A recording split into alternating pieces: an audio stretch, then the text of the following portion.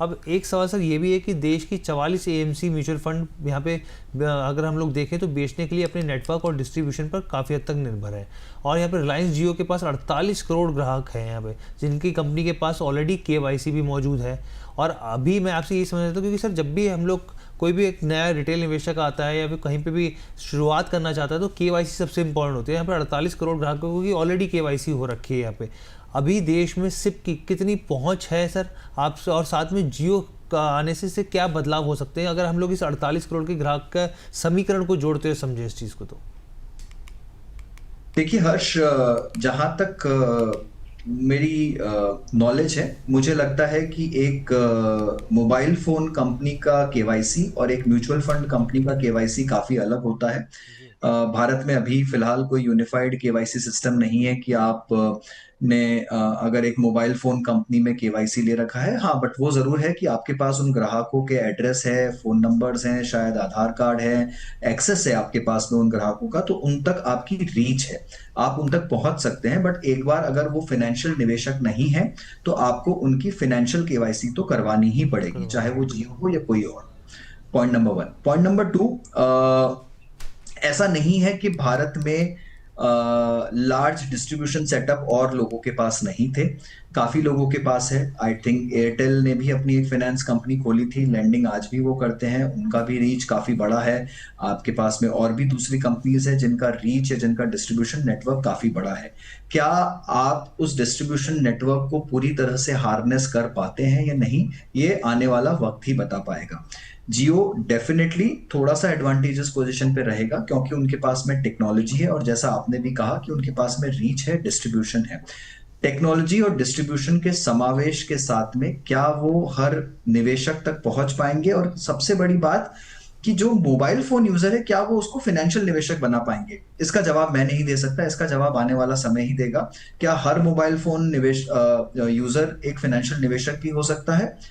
मुश्किल है, बट हो सकता है। 48 करोड़ में से वो कितने कन्वर्ट कर पाएंगे, कितनों को बदल पाएंगे? बेस बहुत बड़ा है, डेफिनेटली बहुत बड़ा ओशन है उनके पास में, तो जी। उसमें से वो कितनी बूंदे चुरा सकते हैं, ये आने वाला वक्त ही बताएगा। ठीक है सर, तो दो बातें तो यहाँ पर हो गई, आपने बता दिया यहाँ पे कि एक टेक्नोलॉजी और एक डिस्ट्रीब्यूशन जो हम लोग लगातार चर्चा कर रहे हैं, ये तो इनके पास ऑलरेडी है यहाँ पे।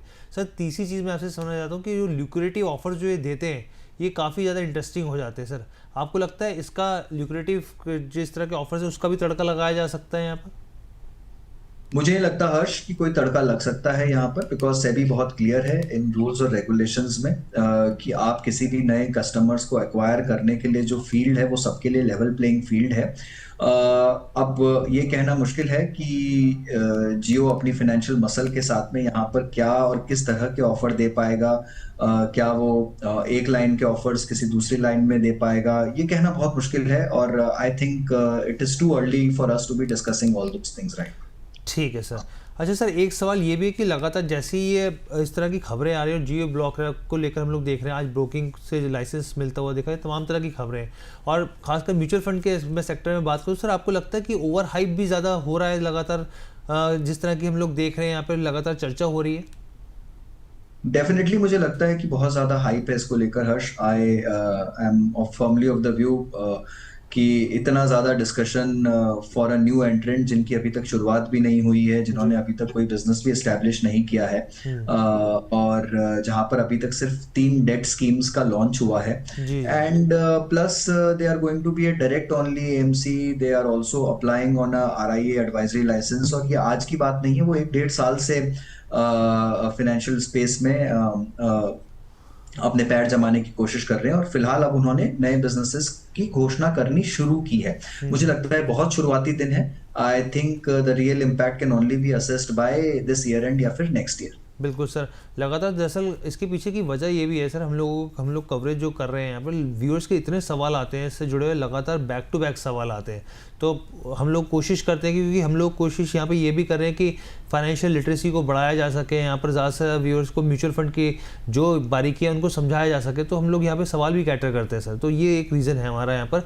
अब मैं एक व्यूअर का सवाल लेता हूँ, TKS के नाम से इन्होंने आईडी बनाई है। ये कह रहे हैं कि मैंने क्वांट फ्लेक्सी कैप फंड में 2 साल से निवेश मैं कर रहा हूँ, नेगेटिव रिटर्न है, क्या अपने फंड को दूसरी कंपनी में स्विच कर सकता हूँ, कर दूँ?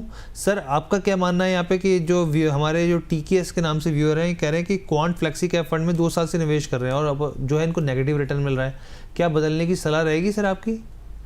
देखिए, क्वांट फ्लेक्सी कैप या क्वांट की कोई भी स्कीम्स ले लीजिए आप, पिछले 6 महीने 8 महीने या फिर 1 साल का समय ले लीजिए, तो उनका प्रदर्शन जो रहा है वो अच्छा नहीं रहा है। इनफैक्ट जो मार्केट में गिरावट आई अक्टूबर के बाद से, तब से लेकर अब तक क्वांट के फंड्स जो हैं वो बेंचमार्क को अंडर परफॉर्म ही किए हैं और परफॉर्मेंस कुछ खास नहीं रहा है। इसका मेन वजह ये भी रहा है कि मार्केट की चाल और रफ्तार जो थी वो पूरी तरह से बदल चुकी है।